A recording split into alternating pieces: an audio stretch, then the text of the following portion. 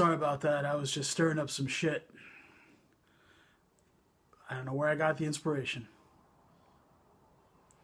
All right, this is a video response for Mr. Robert Z. He asked a couple of questions. Had a short video and asked some polite questions at the beginning, and then he got to his real question at the end. Hey, Robert, here's my response. You were asking when you bring something into your household, specifically music. We'll stay with that. Do you have a routine you follow? Do you do anything at all? Do you have a certain order you listen to your music in? Do you put stuff in databases? Do you clean stuff? What order do you listen to stuff in? So let me just touch on all that. It is rare. Rare is kind of a funny word. I've been collecting vinyl again for just a little over a year, since January of 2014. So I haven't been doing it that long to say that I've got a strong routine. I've only had one purchase where I bought a lot at once, and I just happened to stumble onto a bunch of records being unloaded at a Goodwill last summer. Still kind of going through those. I'm not real big on buying a whole bunch of stuff at once. I wouldn't buy a collection like, where you're taking the good and the bad. I just, it's good. Well, you get a chance to look through, see what you want, and ended up with like just under 100 records that day. It seemed like a radio station was dumping its old records. Covers were a little bit beat up, but the vinyl was pristine. It's a lot of older stuff. I like a lot of music from the 80s, and that's primarily what it was. So that's what I got. Anyway, usually when I'm getting something, it's like one or two or three at a time. When it comes in, a lot of the stuff I buy online, and when it comes in, if it's usually within a day or two, I play it. I play it pretty quickly. If it's a used item, first I clean it, whether it's new or used. If the record itself didn't come in a poly inner sleeve, it goes into one, so I'm not scratching the record when it goes in and out of a paper sleeve or a cardboard sleeve. And then, put a vinyl thing, a poly outer sleeve on the record jacket too. As far as like, you didn't ask, but like records being stored, the vinyl being stored inside the record jacket, the original jacket or not. Depends. If it's really tight, then I just slip it in the back of the sleeve. Otherwise, I do put it back into the original sleeve. I listen right away. Usually I bought something specifically because I want to hear it. I want to listen to it. I do buy a fair amount of new releases where I've pre-ordered it, and I've done that pre-order based on hearing just one or two tracks. So that's like you want to get that on the turntable right away and listen and make sure it's worth keeping. Don't lie to me here. So I play it. After I've played it, I track the vinyl on a spreadsheet, noting where I got it from, how much I paid for it, including shipping. And if I bought like 3 things from one place, I'll divide the shipping price by 3 and put it into there. It's really so that if I end up wanting to sell the record at a later date, I just want to make sure I'm breaking even or coming close to it. So I like to know like how much I paid for it, because my memory, not what it once was. So stuff gets put in sleeves. I play it right away, clean the stuff, put it into a database. Besides the spreadsheet, I also do track my records on Discogs. Because I also maintain a want list on there, and you get a daily email that tells me like when something's, been put up for sale that's on my want list, or a price has changed or something. So it's kind of cool, and I keep an eye on things there. So, is it work? No, it's not work. It's just what I do.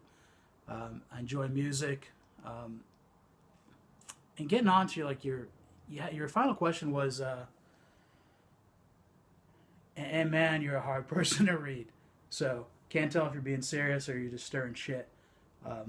Although I'm pretty certain you're stirring shit.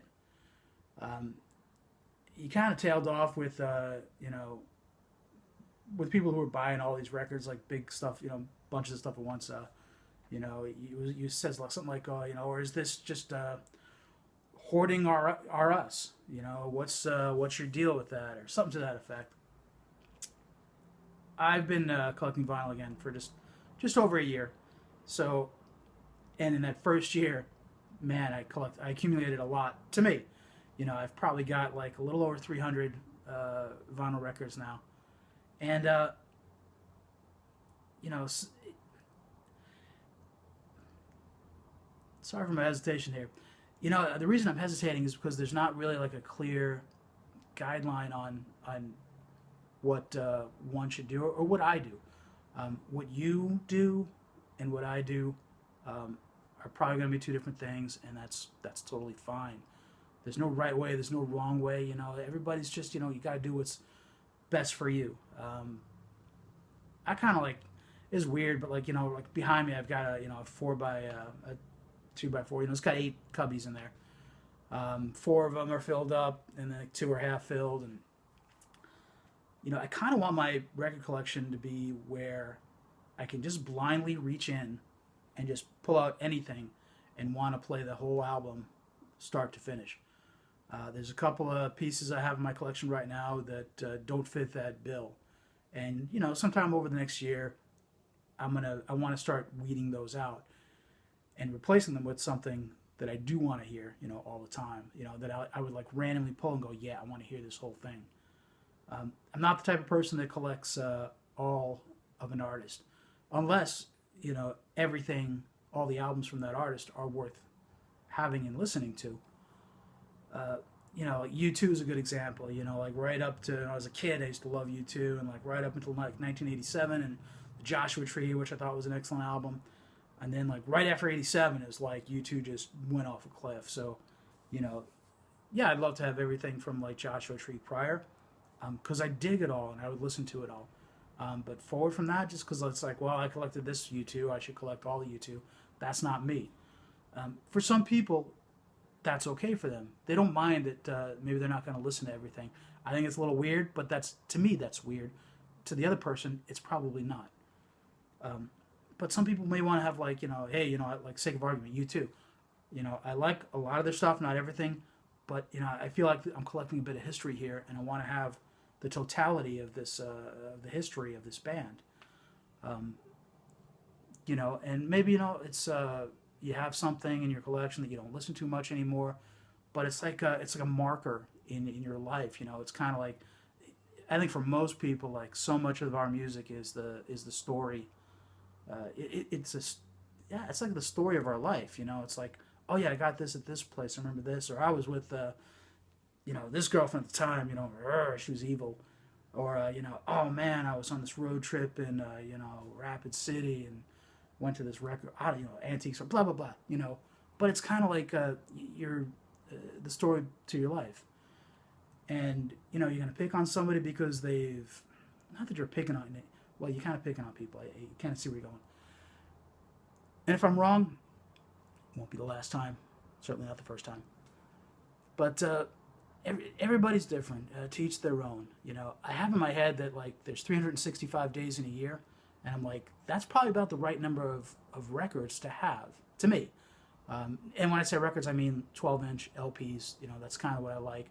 Got 7-inch, got 10-inch, blah blah blah. But I kind of like hearing, like, to me, a record's a story, and I kind of want to hear the whole thing. So, so like today, I think, yeah, like 350, 365, that's about a good number for a collection. But that's going to change, I might want less, I might want more. For me, if I'm not going to listen to it, I don't want it to take up space. Records take up a lot of space. I think, it's just like a lot of stuff you accumulate over the years that, if you're not doing anything with it, why have it? You're a fellow Mets fan. I'm guessing you're from back east somewhere. I could be wrong. But, I think of, you think about Stratomatic, if you're familiar with that at all. Stratomatic baseball, hockey's a big thing for me. I have all these like card sets representing these old seasons of Stratomatic games.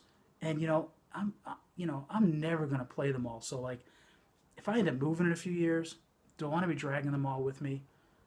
Could somebody else be enjoying them? But these are just like things in life. It's like, if you're not using it, why have it? Unless it's got, a sentimental value to you. As far as hoarding, who's to say what hoarding is? I mean, to me, hoarding is a health issue. By health, I mean like if you've got like you can't like leave your house in an emergency because you gotta have to crawl over stuff, or stuff is flammable, it's all over your house. That kind of health issue. Um, Mental health is a concern too, and I think that's related to hoarding, and but there's so much going on there. What if like you've got all these records, or you've got all these anything that's tied to like a family member you lost, and like it just reminds you of them. There's so many reasons that people could have things that they don't really use all the time. And again, getting back to my point, there's things that are right for me that are not right for you or for other people, and things that are right for them that would be absurd to me. But just because it's absurd to me doesn't make it actually absurd. So I don't know. I don't know where you were going with that. Some interesting questions. I got to clean the shit out of that pot that I was stirring. Um,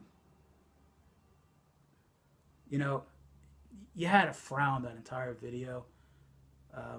And I understand, it's like, Jesus Christ, the Mets closer just got suspended for 80 games for using steroids.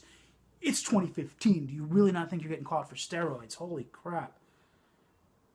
So, yeah, I'm frustrated with that too, but man, don't let it drag you down. And if your better half wants to buy you a turntable, kiss her and take the turntable. Have a good one, Robert, and everybody else.